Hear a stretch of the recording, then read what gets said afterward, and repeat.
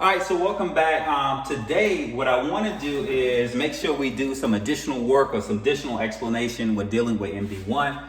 So the MD1 standard just simply says that students should be able to tell and write time to the nearest minute and measure elapsed time intervals in minutes. In addition, students should be able to solve problems involving addition and subtraction of time intervals in minutes by representing the problem on a number line, diagram, or drawing a pictorial representation on a face clock, right?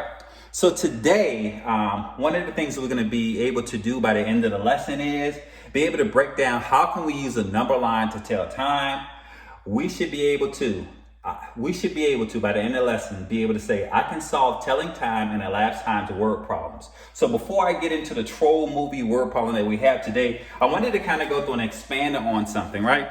So one of the reasons we go through and use a number line to tell time is that even though when we tell time in a circular manner, if I stretch the whole clock out, I could go through and start from 12 a.m. all the way around, or all the way to from 12 a.m. to 12 p.m. or to the extension of 24 hours.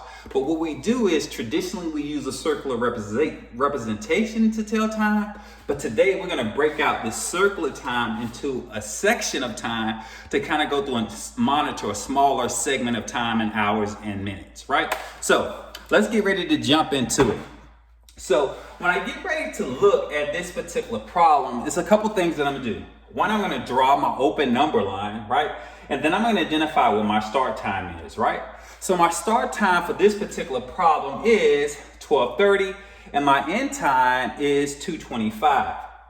When I'm looking at this information, what I traditionally look at is there some hours in there that have elapsed? Are there some minutes? And some big minutes, we traditionally represent by hills. Hours we represent by mountains, right? And for smaller chunks of time, we represent it by rocks, right?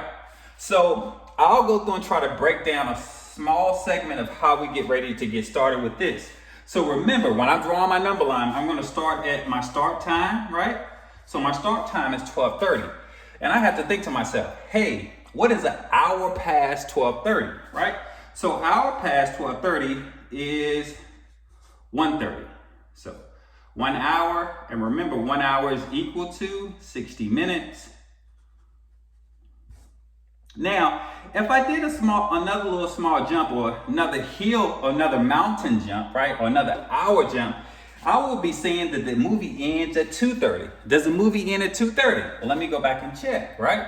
It doesn't end at 2:30, so while I'm close to 2 hours, I'm not quite at 2 hours, so I'm not going to use a big section of time, such as an hour or a mountain. I'm going to use one of my hills. So when I use one of my hills, I'm going to add on 10 minutes. You may decide, hey, Dr. Vaughn, I'll add on 30 minutes. I'll add on 40 minutes. It just depends on how flexible you are. So if I use 10 minutes here, when I add 10 minutes to 1:30, I get 140. When I add another 10 minutes, I get 150. When I add another 10 minutes to that, I'm at 2 o'clock, right? And I'm doing the right thing because now I'm getting closer. If I add another 10 minutes, what I have is 2:10, right? When I add another 10 minutes, I'm at 2:20, meaning that I know that I'm very close to the time that I need, but I still have to go from 2:20 to 2:25. Some of you just may say, hey, Vaughn, I'm just going to go through and add plus 5 minutes on, and I'll get to 2:25.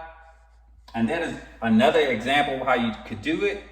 If you didn't want to do it with a jump for 5 minutes and you wanted to do it in increments of 1 minute, you could. It really depends on you.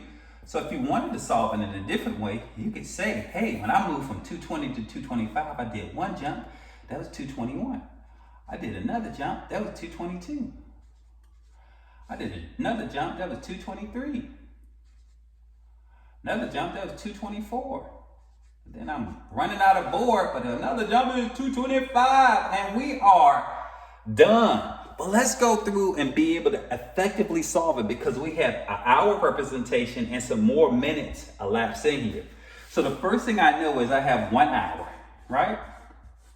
And then what I'm going to do is I'm going to add up the minute. So if I have 10 plus 10 plus 10 plus 10 plus 10, I know that I can skip count by 10 and say 10, 20, 30, 40, 50, right? Or another representation for that would have been 10 plus 10 plus 10 plus 10, 50. If I wanted to go through and check my work, right? But what I want to do is make sure that when I'm solving this, that I represent it right. So I have 1 hour plus 50 minutes, right? So I have this covered, which represents my 50 minutes. Now what I have to do is do my smaller bites of time. So I have 51, 52, 53, 54, 55, right? Or another 5 minutes. So my total time is 1 hour, right? And 55 minutes, right? Great movie. It took us a while to do it, but if I wanted to be methodical and just make sure I check it out, remember how you do your jumps is totally up to you. You could have done 30-minute intervals. You could have done 20-minute intervals. It just depends on how comfortable you were with it. But the key thing is to be able to process, hey, when I move forward an hour, was I closer to my time? And if hour is too big, what I'm going to use is a smaller increment of time that I'm used to, right? So I hope this helped. So today, I think we did do it. We did solve an elapsed times word problem, and we did it by showing how the time could be broken down into sections. Remember, be great. We have some more videos that's going to be coming your way. I hope that this was helpful. Continue to hunt after your goals. Be great, be safe. Until next time.